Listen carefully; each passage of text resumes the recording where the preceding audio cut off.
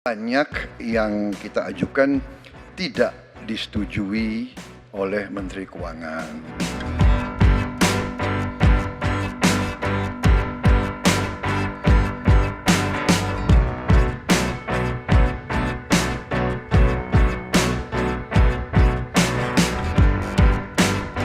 Ganjar, saya sudah buat rencana, tetapi yang menentukan termasuk Menteri Keuangan.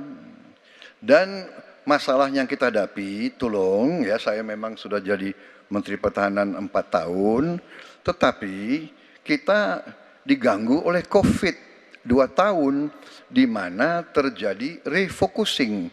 Jadi banyak yang kita ajukan tidak disetujui oleh Menteri Keuangan. Jadi sebagai seorang menteri, sebagai seorang team player, saya harus loyal. Jadi ya saya tidak banyak bicara di depan umum. Izin Bu, mau minta tanggapan terkait dana Kementerian Pertahanan yang katanya sempat ditahan itu Bu.